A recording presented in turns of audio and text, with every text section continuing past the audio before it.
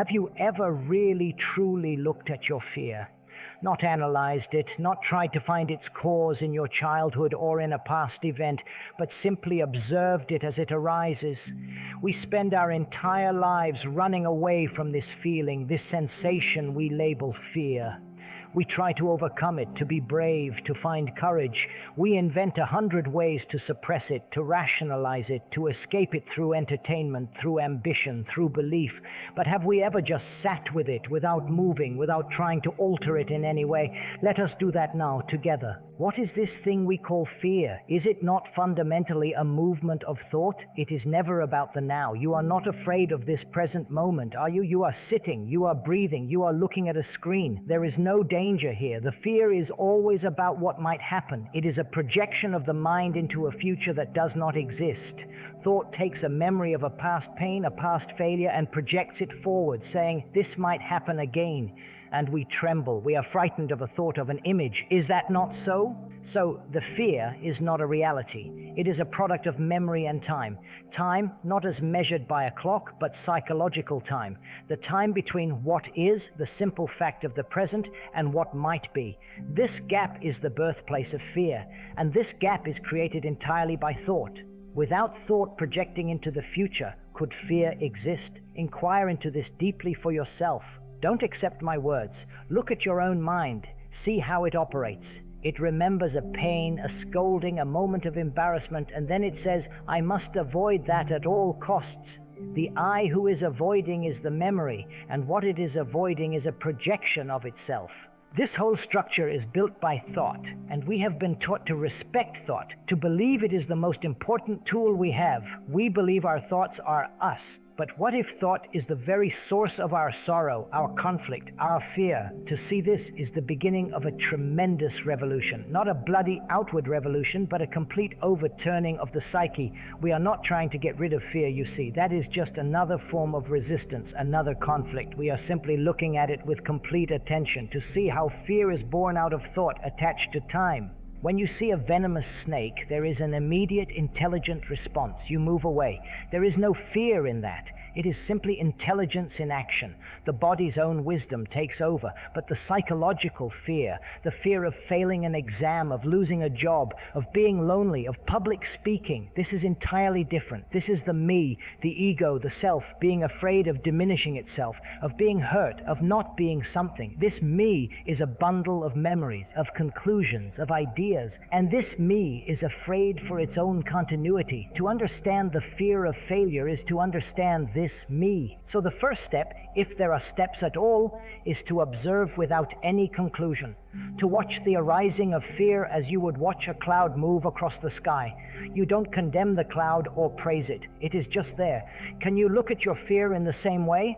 Without the word fear even, just the raw sensation, the physical response, the tightening in the stomach, the quickening of the heart, to observe it without naming it, because the moment you name it, you have connected it to the past, to all the other times you have felt what you call fear, and you are no longer observing what is. You are caught again in the net of thought. This requires a very quiet, very still mind. Not a mind that you have forced to be still, but a mind that becomes quiet because it is intensely interested in observing. This interest, this attention, is the flame that burns away the confusion. We are not seeking an answer from a book or from another person. We are looking directly at the fact of our own consciousness. And in that clarity of perception, we begin to see that the thing we have been running from our whole lives may not be real at all. It is a shadow, and we are afraid of a shadow. The image. Now let us inquire more deeply. What is it that is actually afraid of failing? Is it the living organism, or is it an image? An image you have of yourself. You have an image of yourself as a success, or as someone who should be a success. Society, your parents, your education have all contributed to building this picture. The successful man or woman has a certain kind of house, a certain kind of job, a certain status, and you compare yourself to that picture. You measure yourself against it. And the fear is the fear of not achieving that image, or of losing it once you have it. This process of image making is constant. We have an image of ourselves as being kind, and when we are not, we are in conflict. We have an image of ourselves as a spiritual person, and when we have a petty thought, we feel guilt. It is the same with success and failure. Failure is simply the state of not conforming to a pre-established pattern or image. But who created the image? Thought did. It is an abstraction, a conclusion from the past, an idea, and we are crucifying ourselves in order to live up to an idea. Do you see the absurdity of this, the utter tragedy of it? We are living and acting not from a place of reality, but in relation to a set of images in our head. The image of who we are, the image of who we want to be, the image of what others think of us. This is a world of illusion, and in this world there must be fear. Fear of the image being shattered. So when you say, I am afraid of failure, what you are really saying is, I am afraid of seeing myself as something other than the idealized image I hold. You are afraid of the psychological pain of not being the successful person you think you should be. Can one live without creating these images? This is a very serious question. It means living without comparison. The moment you compare yourself to another, or to who you were yesterday, or to who you hope to be tomorrow, you have created division and conflict. This comparison is the very essence of our competitive, aggressive culture. I must be better than him. I must achieve more. This constant striving, this becoming, is a form of violence against the self, and it inevitably breeds the fear of not becoming, which we call failure. To live without comparison is to be what you are in this moment completely. If you are confused, you are completely confused. You don't pretend to be clear. If you are ignorant on a subject, you are completely ignorant. You don't pretend to have knowledge. In this, there is an extraordinary humility and an extraordinary strength. There is no failure in what you are. Failure only exists in relation to what you think you should be. The problem then is not failure itself, but the ideal, the standard, the image that creates the possibility of failure. So, can you see this image-making process in yourself? Can you watch it without judging it? See how you are constantly comparing, measuring, striving. See the image you have of yourself and how it dictates your actions, your feelings, your fears. To see it is to begin to be free of it. The seeing is not a mental or intellectual act. It is to see it as you would see a physical danger. The seeing is the action.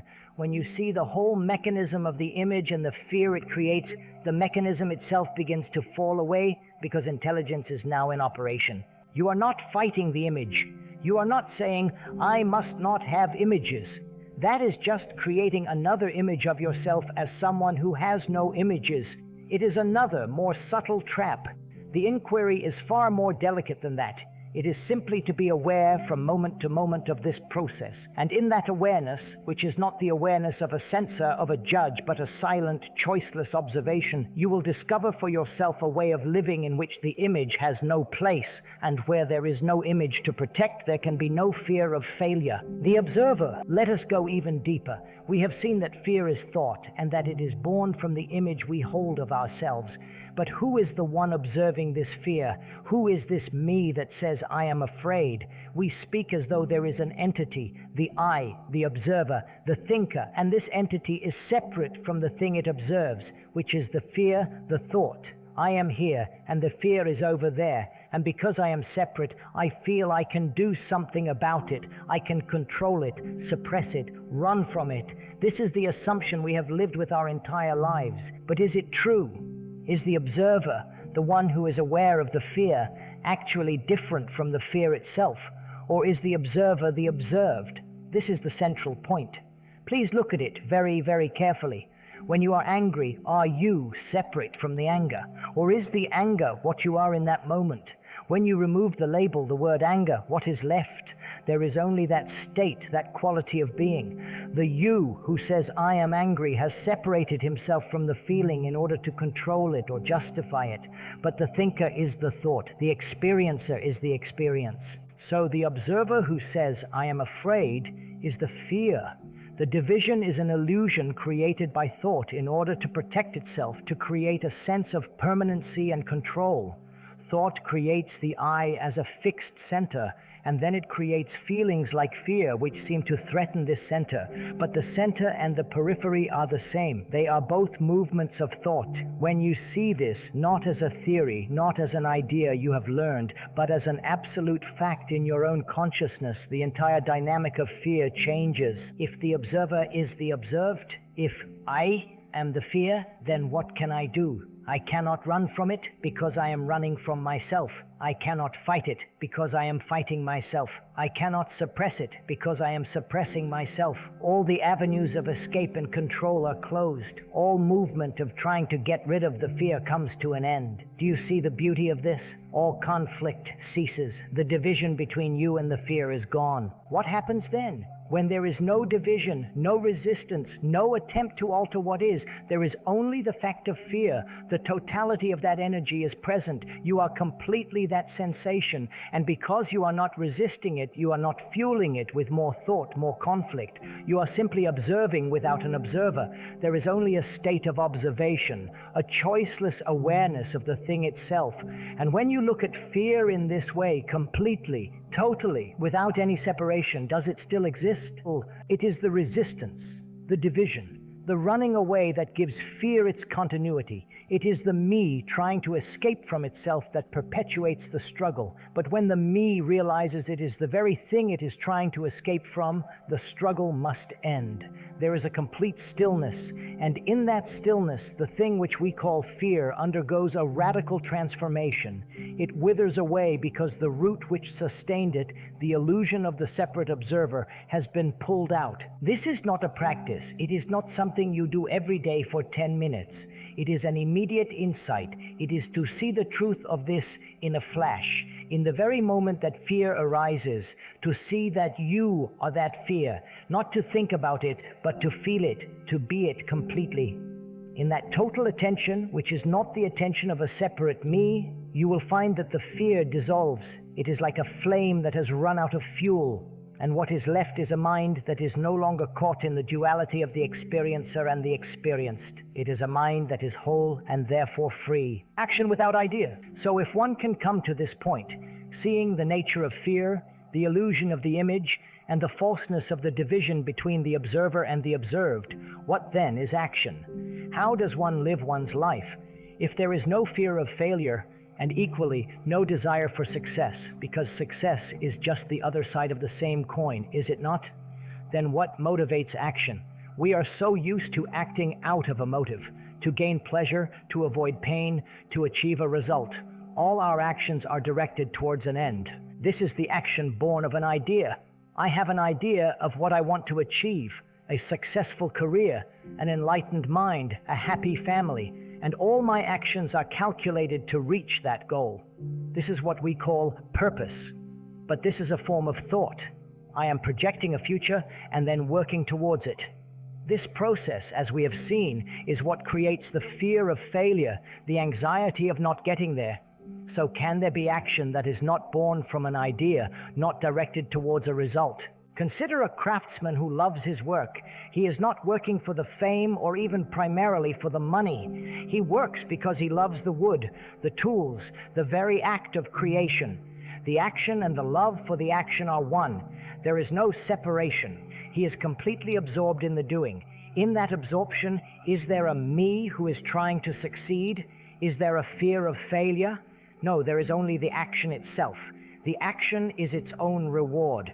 This is action without the burden of the self, of the me that is always seeking, always wanting. This is what it means to live without the fear of failure. It is not that you become reckless or careless. On the contrary, you become extraordinarily attentive because your full energy is in the doing of the thing itself, not being dissipated in worrying about the outcome. When you are writing a letter, you are just writing.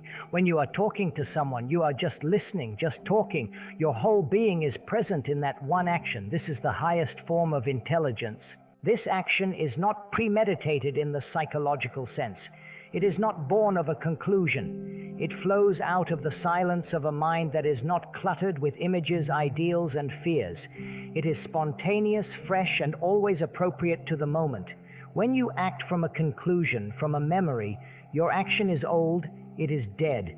But when you act from a state of choiceless awareness, your action is always new, always living. And such an action can never be a failure because it has no goal against which to be measured. It is complete in itself. This means a completely different way of living. It means not knowing. We are so afraid of not knowing. We want certainty, formulas, methods. We want someone to tell us how to live. But a mind that is certain is a dead mind. A mind that is living is in a constant state of not knowing and therefore in a constant state of learning. Not accumulating knowledge, but the learning that comes from pure observation from moment to moment. So you do the thing that you love, or you do whatever you must do with your whole being. You write the exam, you go for the interview, you build the business, but your mind is not concerned with the result. The joy, the intelligence is in the action itself. If success comes, it comes. If what the world calls failure comes, it comes. It doesn't touch you. It doesn't touch the inner quality of your being, because you are not identified with the outcome. You are free from the image. You are free from the me that can fail or succeed.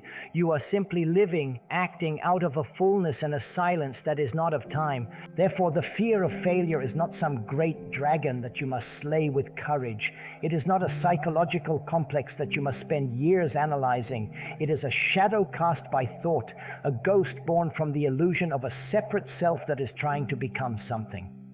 When you see this, not intellectually, but with your whole being, you see that there is nothing to overcome. There is nothing to delete. The light of your own quiet, choiceless attention is the dissolution of the shadow. There is no path to this seeing. It is not in the future. The seeing is now, and that very seeing is the ending of fear and the beginning of a freedom that is beyond measure. I had to pause this multiple times and just sit in silence.